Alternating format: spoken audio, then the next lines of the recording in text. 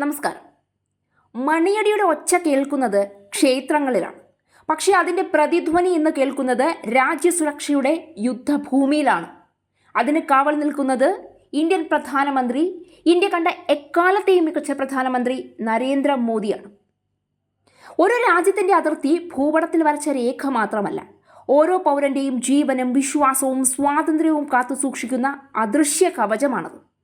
ആ കവചത്തെ തകർക്കാൻ ശ്രമിക്കുന്ന ഓരോ ഭീകര ശക്തിക്ക് മുന്നിൽ ഒരു രാജ്യം എത്രമാത്രം സജ്ജമാണെന്ന ചോദ്യമാണ് ഇന്ന് വീണ്ടും ഉയരുന്നത്. അതിനുള്ള ഉത്തരം ഒരിക്കൽ പഹൽഗാം ഭീകരാക്രമണം ഉണ്ടായപ്പോൾ മോദി സർക്കാർ കൃത്യമായി കൊടുത്തതാണ്. പാകിസ്ഥാന്റെ മണ്ണിൽ കയറിയാണ് ഇന്ത്യൻ സൈനികർ, സ്ത്രീകൾ ഉൾപ്പെടെ അതിന് മറുപടി പറഞ്ഞത്. ഉത്തരാഖണ്ഡിലെയും ഡൽഹിയിലെയും പ്രധാന ക്ഷേത്രങ്ങൾ, സർക്കാർ സ്ഥാപനങ്ങൾ, റെയിൽവേ സ്റ്റേഷനുകൾ, പോലീസ് കേന്ദ്രങ്ങൾ എന്നിവയ്ക്ക് നേരെ സാധ്യതയുള്ള ഭീഷണിയെക്കുറിച്ചുള്ള രഹസ്യാന്വേഷണ മുന്നറിയിപ്പ് അത് പുറത്തു വന്നിരിക്കുകയാണ്. അത് വെറുമൊരു വാർത്തയല്ല, ഇന്ത്യയുടെ സുരക്ഷാ സംവിധാനങ്ങൾ തുടർച്ചയായി ജാഗ്രത പാലിക്കുന്നുവെന്ന ഓർമ്മപ്പെടുത്തലാണ്. കഴിഞ്ഞ ഒരു ദശാബ്ദത്തിനിടെ ഇന്ത്യ ദേശീയ സുരക്ഷയ്ക്ക് നൽകിയ മുൻഗണനയെക്കുറിച്ച് വ്യാപകമായ ചർച്ചകൾ നടന്നിട്ടുണ്ട്.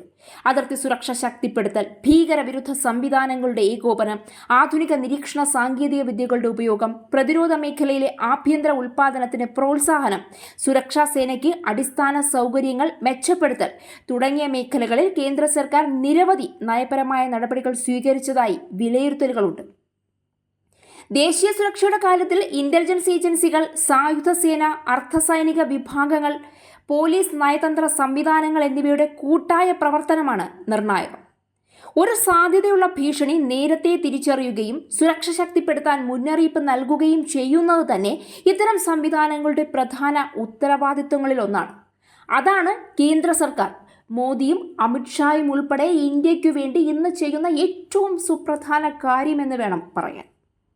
എന്നിരുന്നാലും ഒരു മുന്നറിയിപ്പ് ലഭിച്ചതുകൊണ്ട് മാത്രം ഭീഷണി അവസാനിച്ചു എന്ന് കരുതാനാവില്ല. ഭീകരവാദവും തീവ്രവാദവും നിരന്തരം രൂപം മാറുന്ന വെല്ലുവിളികളാണ്.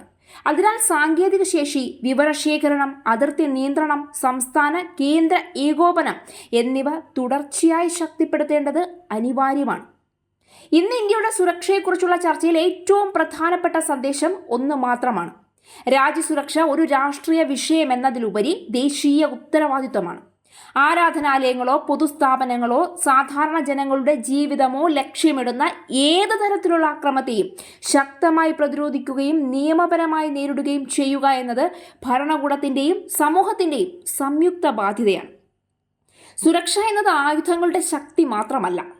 ജാഗ്രതയുള്ള സ്ഥാപനങ്ങളും പ്രൊഫഷണൽ സുരക്ഷാ സേനയും ജനങ്ങളുടെ വിശ്വാസവും സർക്കാരും ചേർന്നാണ് ഒരു രാജ്യത്തിൻ്റെ യഥാർത്ഥ സുരക്ഷാ കവചം രൂപപ്പെടുത്തുന്നത്. അത്തരമൊരു സംവിധാനത്തെ കൂടുതൽ ശക്തിപ്പെടുത്തിക്കൊണ്ടിരിക്കുക എന്നതാണ് ഇന്ത്യയുടെ മുന്നോട്ടുള്ള പ്രധാന വെല്ലുവിളിയും ലക്ഷ്യവും.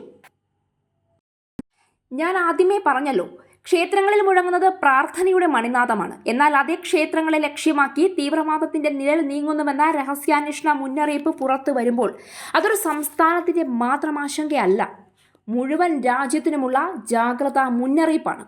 ഉത്തരാഖണ്ഡിലെയും ഡൽഹിയിലെയും പ്രധാന ക്ഷേത്രങ്ങൾ, സർക്കാർ സ്ഥാപനങ്ങൾ, റെയിൽവേ സ്റ്റേഷനുകൾ, പോലീസ് കേന്ദ്രങ്ങൾ എന്നിവ ഖാലിസ്ഥാൻ തീവ്രവാദികളുടെ സാധ്യതാ ലക്ഷ്യങ്ങളാകാമെന്ന മുന്നറിയിപ്പ് സുരക്ഷാ ഏജൻസികൾ നൽകിയെന്ന റിപ്പോർട്ടുകൾ വീണ്ടും ദേശീയ സുരക്ഷയെ പൊതുചർച്ചയുടെ കേന്ദ്രത്തിലേക്ക് കൊണ്ടുവന്നിരിക്കുകയാണ്. ഇത്തരത്തിലുള്ള മുന്നറിയിപ്പുകൾ ഒരു ആക്രമണം നടന്നു എന്നതിൻ്റെ തെളിവല്ല, മറിച്ച് ഭീഷണികളെ മുൻകൂട്ടി തിരിച്ചറിഞ്ഞ് സുരക്ഷ ശക്തിപ്പെടുത്താനുള്ള സംവിധാനങ്ങൾ ഇന്ത്യയിൽ പ്രവർത്തിക്കുന്നുവെന്ന്, അല്ലെങ്കിൽ മോദി സർക്കാരിൻ്റെയും അമിത്ഷായുടെയും കീഴിൽ അത് വികസിച്ചു എന്നതിൻ്റെ ശക്തമായ തെളിവാണ്.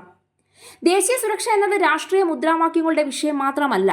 അത് ഇന്റലിജൻസ് ശൃംഖല മുതൽ സായുധ സേനയും അതിർത്തി സുരക്ഷയും നിയമപ്രവർത്തനവും നയരൂപീകരണവും നയതന്ത്രവും ഒക്കെ ചേർന്ന ഒരു കൂട്ടായ പ്രവർത്തനമാണ്. അതുകൊണ്ട് തന്നെ കഴിഞ്ഞ ഒരു ദശാബ്ദത്തിനിടെ ഇന്ത്യ സ്വീകരിച്ച സുരക്ഷാ നടപടികളെ വിലയിരുത്തുമ്പോൾ ഏറ്റവും കൂടുതൽ എണ്ണിപ്പറയാനുള്ളത് നേട്ടങ്ങൾ തന്നെയാണ്. 2014 ശേഷം കേന്ദ്ര സർക്കാർ ദേശീയ സുരക്ഷയ്ക്ക് കൂടുതൽ മുൻഗണന നൽകിയെന്ന വിലയിരുത്തലുകൾ വ്യാപകമായി ഉയർന്നിട്ടുണ്ട്. അതിർത്തി സുരക്ഷയിൽ അടിസ്ഥാന സൗകര്യ വികസനം, നിരീക്ഷണ സാങ്കേതിക വിദ്യയുടെ വ്യാപനം, സുരക്ഷാ സേനകൾക്ക് ആധുനിക ഉപകരണങ്ങൾ ലഭ്യമാക്കൽ, ഭീകരവിരുദ്ധ ഏകോപനം ശക്തിപ്പെടുത്തൽ തുടങ്ങിയ മേഖലകളിൽ നിരവധി നടപടികൾ കേന്ദ്ര സർക്കാർ സ്വീകരിച്ചു കഴിഞ്ഞു. അതിർത്തി റോഡുകൾ, തുരങ്കങ്ങൾ, സൈനിക ലോജിസ്റ്റിക്സ് എന്നിവ മെച്ചപ്പെടുത്തിയത് സേനയുടെ പ്രവർത്തനക്ഷമത വർദ്ധിപ്പിച്ചു എന്ന വിലയിരുത്തലുകളുണ്ട്. ഭീകരവാദത്തിനെതിരെ ഇന്ത്യയുടെ സമീപനത്തിലും മാറ്റം സംഭവിച്ചു എന്നതാണ് പല സുരക്ഷാ വിദഗ്ധരുടെയും അഭിപ്രായം. അതിർത്തികൾക്കപ്പുറത്തു നിന്നുള്ള ഭീഷണികൾക്ക് കൂടുതൽ ശക്തമായ പ്രതികരണം നൽകുന്ന നയം, ആഭ്യന്തര സുരക്ഷാ ഏജൻസികൾ തമ്മിലുള്ള ഏകോപനം, സാമ്പത്തിക ശൃംഖലകൾ നിരീക്ഷിക്കുന്ന സംവിധാനങ്ങൾ എന്നിവ കൂടുതൽ പ്രാധാന്യം നേടി. അതോടൊപ്പം സൈബർ സുരക്ഷ, ഡ്രോൺ നിരീക്ഷണം, ഡിജിറ്റൽ ഇന്റലിജൻസ് തുടങ്ങിയ മേഖലകളിലും നിക്ഷേപം വർദ്ധിച്ചു. സൈനികരുടെ ക്ഷേമവുമായി ബന്ധപ്പെട്ടും നിരവധി മാറ്റങ്ങൾ നടപ്പിലാക്കി. അടിസ്ഥാന സൗകര്യ വികസനം, അതിർത്തി മേഖലകളിലെ കണക്ടിവിറ്റി, ആഭ്യന്തര പ്രതിരോധ നിർമ്മാണത്തിന് പ്രോത്സാഹനം, പ്രതിരോധ ഉൽപ്പാദനത്തിൽ സ്വയം പര്യാപ്തത ലക്ഷ്യമിട്ട പദ്ധതികൾ എന്നിവ ഇന്ത്യയുടെ ദീർഘകാല സുരക്ഷാ തന്ത്രത്തിന്റെ ഭാഗമായാണ് അവതരിപ്പിക്കപ്പെട്ടത്. ആഭ്യന്തര പ്രതിരോധ വ്യവസായം ശക്തിപ്പെടുത്താനുള്ള ശ്രമങ്ങൾ വിദേശ ആശ്രിതത്വം കുറയ്ക്കാൻ ലക്ഷ്യമിട്ടു. ഖാലിസ്ഥാൻ തീവ്രവാദികളുമായി ബന്ധപ്പെട്ട ആശങ്കകൾ പുതിയതല്ല. വിദേശ രാജ്യങ്ങളിൽ പ്രവർത്തിക്കുന്ന ചില തീവ്രവാദ അനുകൂല ശൃംഖലകൾ ഇന്ത്യക്കെതിരെ പ്രചരണം നടത്തുന്നതും ചിലപ്പോൾ സുരക്ഷാ ഭീഷണികൾ സൃഷ്ടിക്കാൻ ശ്രമിക്കുന്നതുമെന്ന വിലയിരുത്തലുകൾ സുരക്ഷാ ഏജൻസികൾ മുൻപും പങ്കുവച്ചിട്ടുണ്ട്. അതിനാൽ ഇത്തരം മുന്നറിയിപ്പുകൾ ലഭിക്കുമ്പോൾ അവ ഗൗരവമായി കാണുകയും മതസ്ഥാപനങ്ങൾ ഉൾപ്പെടെയുള്ള പൊതുസ്ഥലങ്ങളിൽ സുരക്ഷ വർദ്ധിപ്പിക്കുകയും ചെയ്യുന്നത് സ്വാഭാവികമായ ഭരണ നടപടിയാണ്. എന്നാൽ മുൻകാല കോൺഗ്രസ് കോൺഗ്രസ് ഭരണത്തെ അപേക്ഷിച്ച് അത് വളരെ സൂക്ഷ്മമായി വിലയിരുത്തി നടപ്പാക്കാൻ കഴിയുന്നത് മോദി സർക്കാരിനാണ് എന്ന കാര്യത്തിൽ ഇന്ത്യയിലെ ഒരു പൗരനും മറ്റൊരു അഭിപ്രായമില്ല എന്നതാണ് വാസ്തവം. ക്ഷേത്രമോ ഗുരുദ്വാരയോ മസ്ജിദോ പള്ളിയോ ആയാലും ആരാധനാലയങ്ങൾ ജനങ്ങളുടെ വിശ്വാസത്തിന്റെ കേന്ദ്രങ്ങളാണ്. അവയെ ലക്ഷ്യമിടുന്ന ഏത് തരത്തിലുള്ള തീവ്രവാദവും ഒരു മതത്തെ മാത്രമല്ല, ഇന്ത്യയുടെ ഭരണഘടനാ മൂല്യങ്ങളെയും സാമൂഹിക ഐക്യത്തെയും വെല്ലുവിളിക്കുന്നതാണ്. അതുകൊണ്ട് തന്നെ ഭീകരവാദത്തിനെതിരായ പോരാട്ടം ഒരു രാഷ്ട്രീയ പാർട്ടിയുടെ പോരാട്ടമല്ല, അത് മുഴുവൻ രാജ്യത്തിൻ്റെയും സംയുക്ത ഉത്തരവാദിത്വമാണ് എന്നാണ് എപ്പോഴും മോദി സർക്കാർ ഓർമ്മിപ്പിക്കുന്നത്. ഇത് പുതിയ മുന്നറിയിപ്പ് മറ്റൊരു പാഠവും കൂടി ഓർമ്മിപ്പിക്കുന്നുണ്ട്. ഒരു വലിയ ആക്രമണം നടക്കാതിരിക്കുക എന്നതും പലപ്പോഴും സുരക്ഷാ സംവിധാനങ്ങളുടെ വിജയത്തിന്റെ ഭാഗമാണ്. ഭീഷണി മുൻകൂട്ടി കണ്ടെത്തി പ്രതിരോധം ശക്തിപ്പെടുത്താൻ കഴിയുന്നത് ഇന്റലിജൻസ് സംവിധാനത്തിന്റെ പ്രധാന ദൗത്യമാണ്.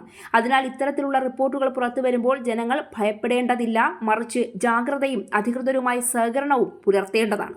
ഇന്ത്യയുടെ ദേശീയ സുരക്ഷ ഒരു തുടർച്ചയായ പ്രക്രിയയാണ്. ഏത് സർക്കാരായാലും അതിർത്തികളെ സംരക്ഷിക്കാനും തീവ്രവാദത്തെ ചെറുക്കാനും സുരക്ഷാ സേനയെ ആധുനികവൽക്കരിക്കാനും സ്ഥാപനങ്ങളെ ശക്തിപ്പെടുത്താനും ഉത്തരവാദിത്തമുണ്ട്.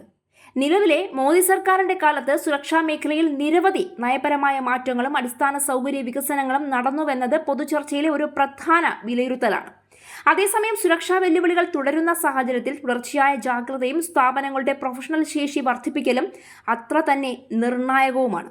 രാജ്യസുരക്ഷയെ രാഷ്ട്രീയ വിജയപരാജയങ്ങളുടെ കണ്ണിലൂടെ മാത്രം കാണാതെ ഇന്ത്യയുടെ ജനാധിപത്യവും സമാധാനവും സംരക്ഷിക്കുന്ന ഒരു ദേശീയ ദൗത്യമായി കാണുമ്പോഴാണ് ഇത്തരത്തിലുള്ള മുന്നറിയിപ്പുകൾക്ക് ഏറ്റവും ഫലപ്രദമായ മറുപടി നൽകാൻ കഴിയുക. ഇന്ത്യക്ക് അത്തരത്തിലൊരു മറുപടി നൽകാൻ കഴിയുമെന്ന് ഇന്ത്യയിലെ ഓരോ പൗരനും ഉറച്ചു വിശ്വസിക്കുന്നു. കാരണം ഇന്ത്യയെ നയിക്കുന്നത് കോൺഗ്രസ് അല്ല, മോദി സർക്കാരാണ്.